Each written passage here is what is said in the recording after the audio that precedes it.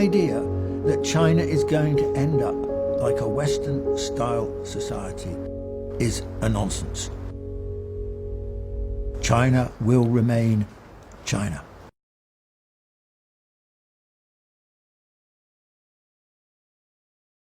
Now, there is a view in Hong Kong that Hong Kong did well in the period before 1997 because it was smart, because it was clever, because it was free, because it could get on with it, because it was with the British and so on. Now, I think that for the great part, this is a serious misinterpretation of history.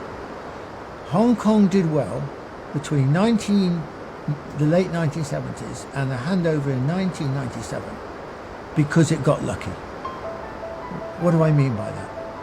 It got lucky because China in 1978 started to open up bit by bit, step by step. It didn't open up fully until after the WTO agreement in 2001. So while it was still opening up in a piecemeal fashion, Hong Kong could take on some of the functions that otherwise China would have done. It would have like the front office in some senses for China. And so Hong Kong was the beneficiary of being able to do these things. One of these things, of course, was that if you were a Western firm, a European firm, an American firm, a Japanese firm, and a Korean firm, and you wanted to access the Chinese market, the easiest stopping point initially was to do it from Hong Kong. So it wasn't that they were very smart, it was that they got lucky.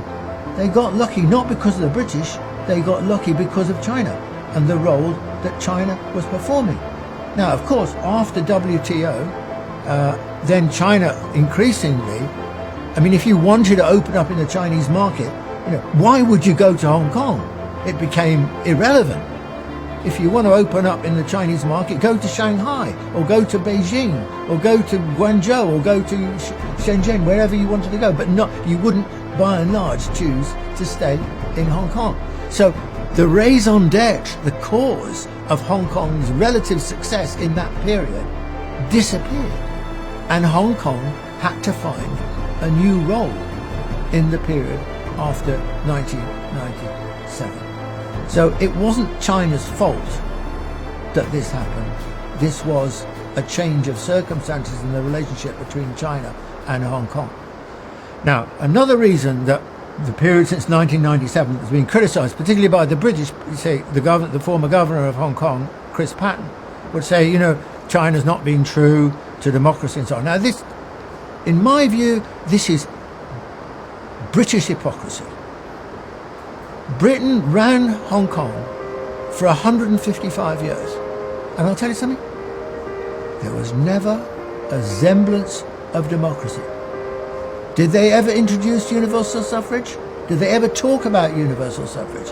Not a word of it until after the handover agreement, and then with Chinese rule looming, then it became essential that Hong Kong was democratic in a Western-style fashion. This was hypocrisy. How should Hong Kong try and proceed now? Now, I think a word of criticism here of the Chinese government and its handling of Hong Kong. I think that one country, two systems, which was a brilliant solution to the problem of Hong Kong, a civilization state solution to the problem. A nation state would never think of those terms in those terms. But what is one country, two systems? How do you create the balance between the two? The project in the longer run is clearly to create a more unified country. It's not to just keep the two places entirely separate.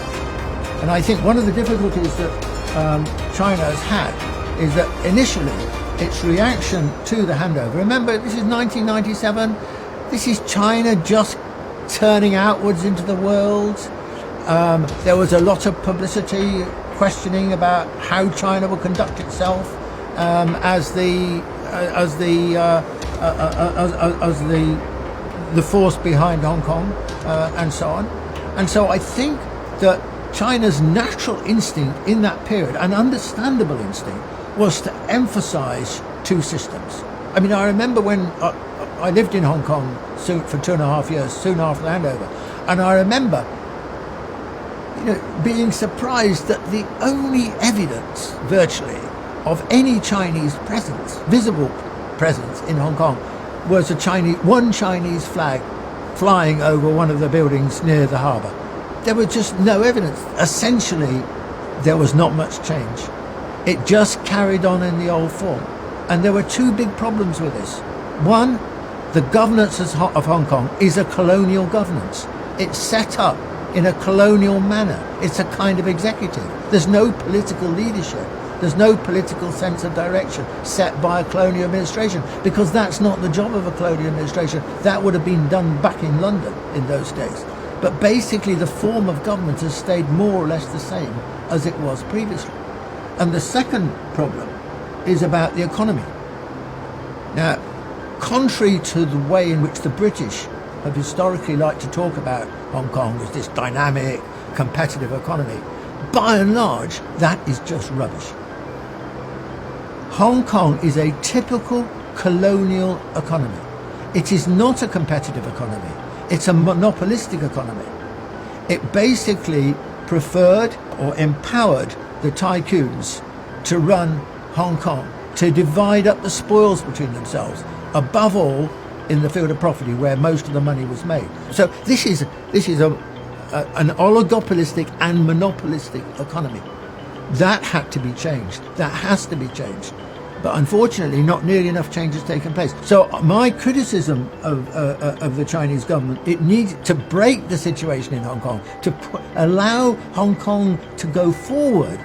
It needs to change those two situations, to have a different sort of administration and to have a different kind of economy, which is more open.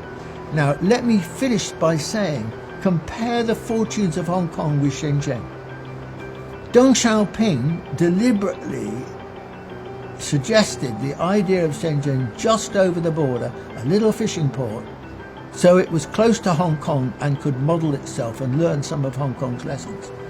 Now compare the situation of Hong Kong today with where Shenzhen today. Shenzhen has made absolutely electrifying progress. It is the technological centre probably of China. It is the second only to Silicon Valley in its technical competence and innovation. And Hong Kong? There's nothing like that in Hong Kong. Hong Kong has made zero, they talked about it, but it made zero progress in this direction. I think that the Hong Kong people should press the Chinese government for more rapid integration in China's own plans. So that Hong Kong, rather than just thinking of itself as apart from China, it needs to think of itself more in terms of being part of China. You know, the mentality of the people is we're different, we're not Chinese. Well, of course, for 155 years, they never learned anything about China. They speak Cantonese, sure, but they didn't know anything really about China. They were ignorant about the North. Their lines of vision were all westwards to Britain or the West or the United States later or Canada, etc., and never north to China.